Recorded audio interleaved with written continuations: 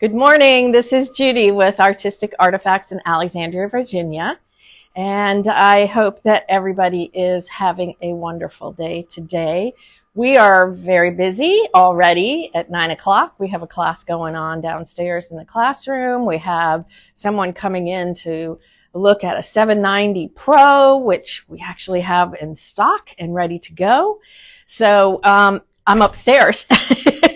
I put a nice quilt up for you guys so you could see, at least it's not blank white walls. So for those of you who have been in classes upstairs, we have a whole area that is totally open for us to use. And this is where 2 of the classes for the Creative Summit will be held. They do require walking upstairs to be able to get to the classes. We do not have an elevator in the building, so just be aware of that. It's a great space when we can get here. So we do have some spaces open for the Creative Summit, and it is notated on our website, so you can still sign up. There is an email that went out last night that talks about just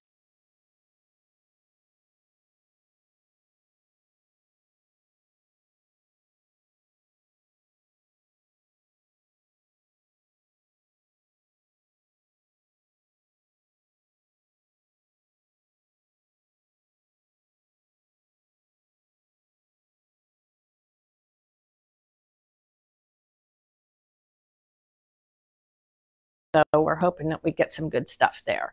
So look for that. If you don't respond, then you get whatever's left. So we choose your lunch for you, and it'll be a surprise. So that's going on. As I said, you still have time to join us if you would like. Libby Williamson, Liz Kettle, Gwen LaFleur, and myself are all teaching classes, and we're very excited. This is our 2nd annual Creative Summit. So join us there. Wow, we just, as I said, a lot of stuff going on. We're adding in more and more product to our website so you can be shopping. We're getting the hang of how Shopify works. It's very different than what we had for the last 10 years, so we find something out new every day. Well, any announcements, anything else? I think I got it. That's really what's all coming up.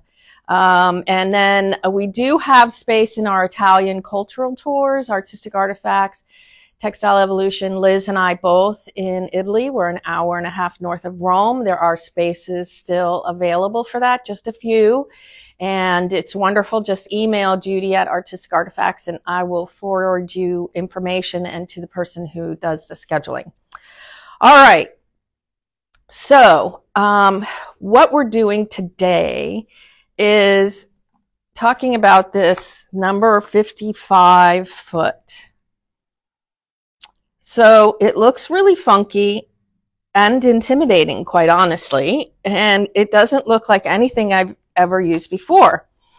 So very early into Artistic Artifacts business, we would always look for different things to buy and what we thought would be exciting and different. This was before I was a BERNINA dealer. And I can remember going and buying, it's not vinyl, it was this really bright Mexican fabrics coated with a plastic thing, and it's definitely I had the name before I started talking. It'll come. It'll come. But it got caught in my feed dogs and underneath my foot. I was not using a coated foot. I was not using tissue paper. I was trying to sew 2 pieces of this stuff together. And let me tell you, I was not having fun. I was really not having fun. My attention span is kind of short. And if something is giving me a problem, I move on to the next thing. But I was like, there's so much of this product that's out there that's vinyl and has coverages and all that stuff. I was like, oh man, there's got to be something. So I went to, at that time, my local Bernina dealer, and I was like, what do I use? They said, you can use a Teflon foot. Okay, well, I bought that and I tried that. Still frustrated.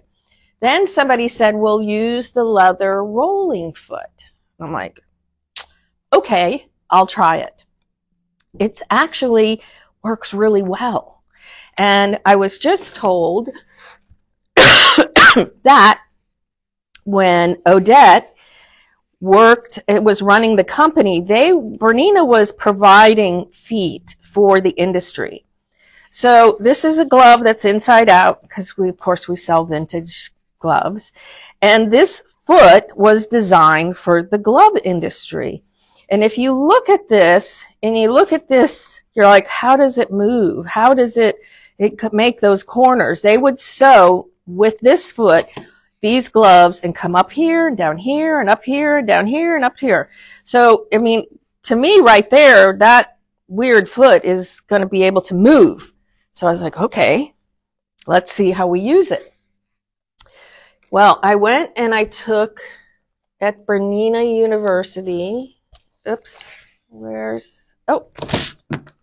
took a foot class. So they had the leather rolling foot. And it's kind of hard to see. Oh, maybe it works better on this side. So you can see, well, black's not that great. But I'm making curves. So you could actually quilt a jacket or some collars or whatever, and just use a leather rolling foot and not get all panic-stricken about call it free motion. Which some people do, some people don't. They're all, different levels of experience and comfort level. But this allows you to have some movement on your surface, quilted surface or backed surface, that is quite easy to do. So that's what I learned at Bernina University. And we did do a couple other feet. 3-groove piping foot. Might as well show you my samples if I have them. Button number 18, sew-on button foot, which actually I love it because I use buttons quite a bit. Ruffle attachment. So, and then this is, I don't know, because I lost my little tag, but you can see it's a little button. It had the buttonhole applique, so it must have been an applique foot.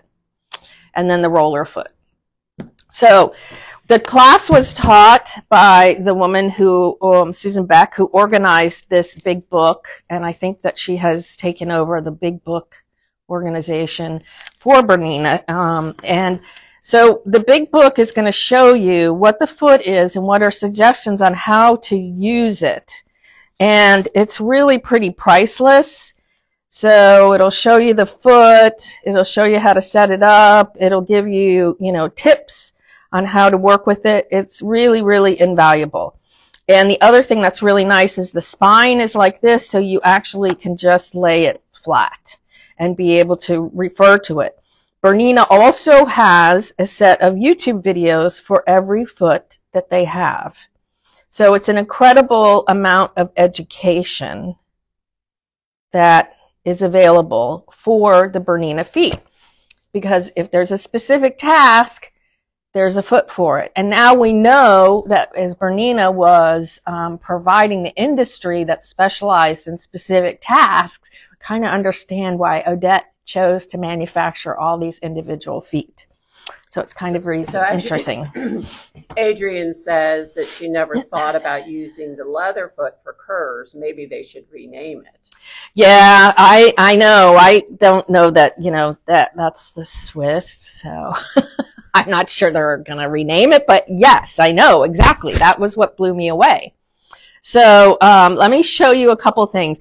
And there is, of course, when I started researching this foot, there's some good YouTube videos. There's actually one from Gina's Bernina that's down south, and she did some really interesting things about using it with piping. And it was quite fascinating how versatile this foot is, and kind of like a sleeper foot. Nobody knows about it. So let me see, I have a 770 K here, and I have it set up. I have size 12 thread because I was trying to make the thread large enough so you could see it. So spaghetti, wonderful spaghetti. And I have 55 in the bobbin. And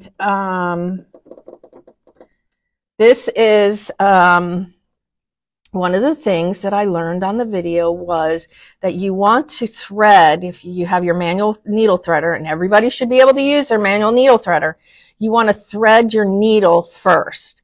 So because I have a size 12 spaghetti thread, I have a size 100 universal needle in here. Because when I put my foot, see, here's where it's going to go. It's going to attach like all the rest of the Bernina feet. And it's going to come here. So you do have to be, you're not going to be able to thread it with the threader after, because it's going to knock. It's going to cause a problem.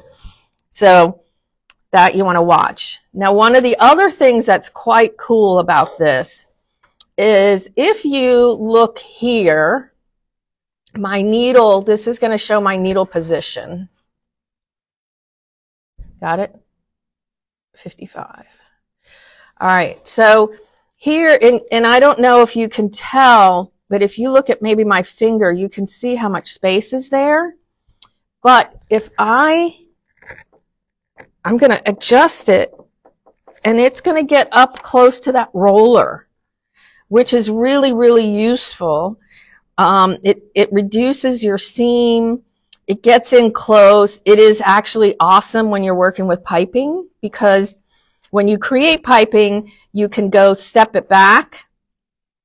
And then when you sew it into your finished item, you can actually step it closer so you're hiding the thread. Let me see if I can do that with it and explain it better. Let me get a piping thingy out of my piping box. Sorry.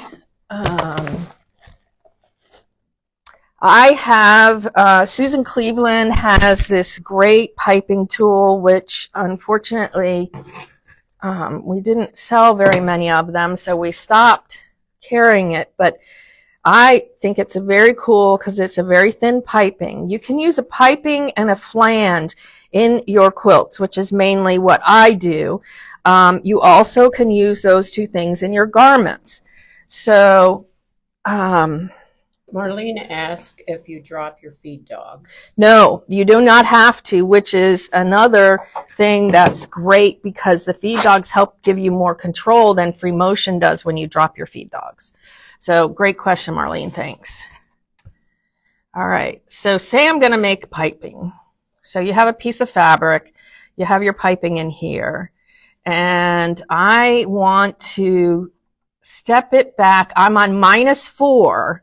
Which means I still have a little bit of space to tighten that up. I'm going to put my down.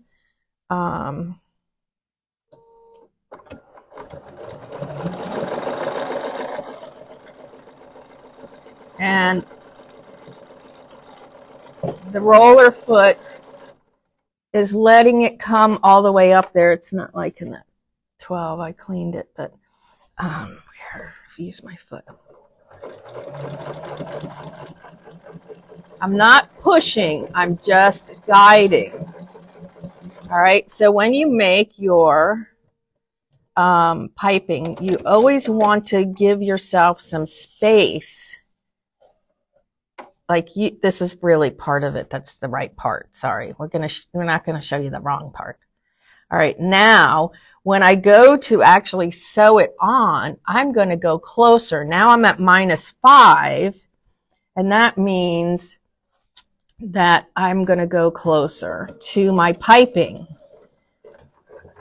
And please, I'm not any expert at this, but and I'm sure there's much more information that's out there. But what I'm trying to show you is the versatility of the tool. That you can move your wheel. So if you want to get nice and crisp to this, you have your first one. Then when you're sewing it together and using it, you're going to skip this and go inside. So your stitching is there. I hope that made some sense to somebody. But I do use small piping on my quilts. I use flanges, and this is a perfect machine to do, perfect foot to do that. The other thing that I think is interesting was the whole vinyl thing. And this is kind of gridded that's in here. Can you see that it's gridded? It's kind of like tires on a car. All right, so it is rolling, it's not sticking. Okay, now I didn't practice this before I started today, so let's hope it works. These are 2 pieces of vinyl, and I'm gonna show them together with, now see, when I should have a single hole stitch plate on here. No, I can't do that because I'm moving my needle position. So I know some people use tissue paper on the bottom, which helps also, but I couldn't even get this kind of stitching, and it's not great. Of course, the demo gods were not with me today. But it could be the 12. It could be, I think it's the 12, the thicker thread. So, but, you know, you could see that if I had a flat foot on here, like this one, I would have been toast. It is not going to move, I can assure you, because I tried it and I got frustrated. So that is one thing that you need to be aware of. And then we have craft text, we have cork. You know, we want to sew these miscellaneous materials together. Then it's, I can get like right up there. So I can create my own seam allowance so that I don't have a lot. You can see how close to the edge I can get?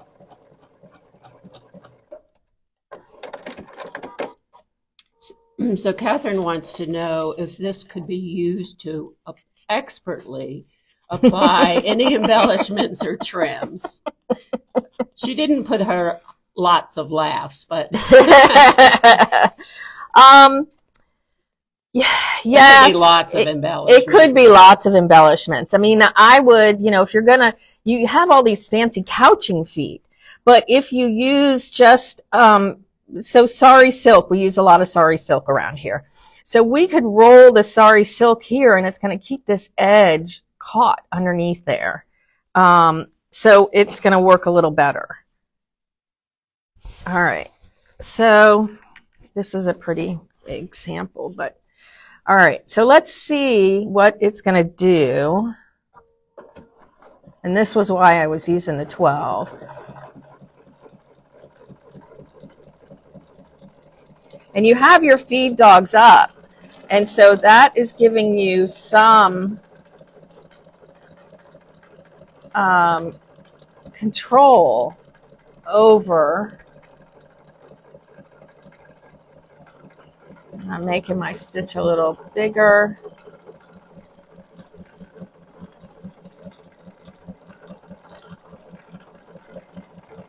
I mean, look at how much you can curve, and can you know, you're using, so I have 2 pieces of cotton and batting underneath here. You could do quilting like this if you wanted to.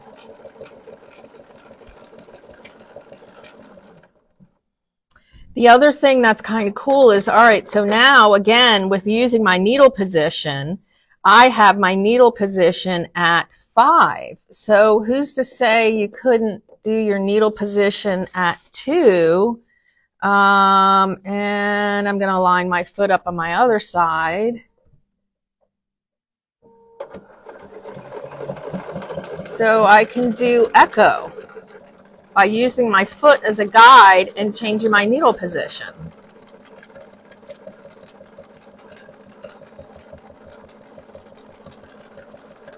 And you lengthened your stitch, right? I did lengthen it. You can adjust your stitch length.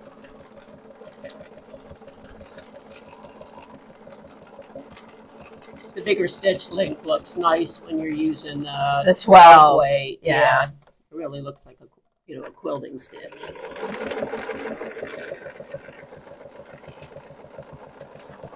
So you can just practice with your speed. I'm on a slow speed also. That's the other thing is I've slowed it down a lot. So the whole reason why we picked this foot out to do was I was talking about what I do with my journals. And I don't have really any fancy binding. Again, I do quick and easy, and as you can see, this is all wonky stitches, and it's not pretty, but I'm not sure who's looking at the spine anyway. So I literally take my pages and I create them outside the book, and this allows me to work with 4 sides. And then I figure out where my pages go together in my book. So you can see, here's the size of the leather rolling foot. And I sew my pages in. I can put a couple other pages in, but I just this is how I do it. Everybody has their way. And I'll just work on an opening or a spread or a page. I do all my printing on the gel plate first and stencils, and then I can rearrange my pages.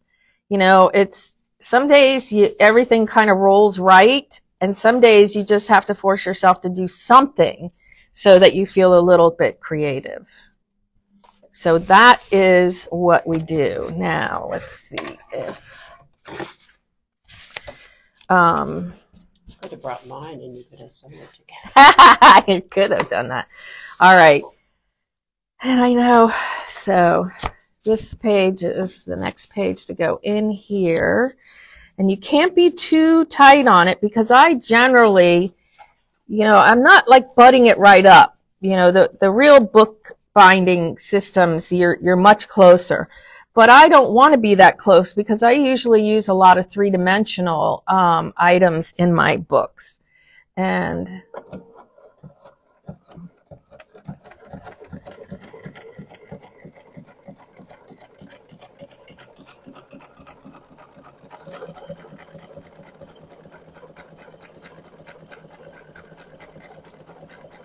probably should have moved my needle position. I did not move my needle. I would have put my needle position closer, so I would have done a -5. And this is on paper. This is paper, yes. Whether you make books in fabric or whether you make books in paper, it doesn't matter. But it's in there. It's not going anywhere. Just leave yourself enough, as I said, because I definitely put 3-dimensional things in my books. So that's kind of how the conversation got started, was what foot do I use when I was sewing my books together? And it would be this one. So I highly recommend. It's definitely a sleeper foot, and it's very, very versatile. And there's even more information out on the web than what I even covered here. So there's no question. No questions. Which BERNINA are you using? This is the CAFE 770 QE Plus. And these are still available from us for sure. But if you're outside of the Washington metro area, your BERNINA dealer still has access to these special editions. They will be available for 2024. And they have gift with purchase. Gift with purchase, yes. Module with it. If you get the embroidered module, yes. And the CAFE special edition is available in a 770, a 570, and a 475. And they're all great machines. And special stitches, too. Jeanette wants to know, you were using a 12 thread, so what needle did you 100 use? Universal, yeah. And I'm not necessarily a fan of universal needles, but this was a 100. I didn't want to go to the jeans 100 because I think it punches a bigger hole in it. But I would do that. And then if I'm using a 50 weight thread, I would be at a 90 needle. So either one of those. The 12 will save you a lot of heartbreak if you just go to the 100. Trust me, I did it. So you don't have to. All right. All right. So thanks for joining us today. And I hope that you learned something new and that you have a creative day. Thank you.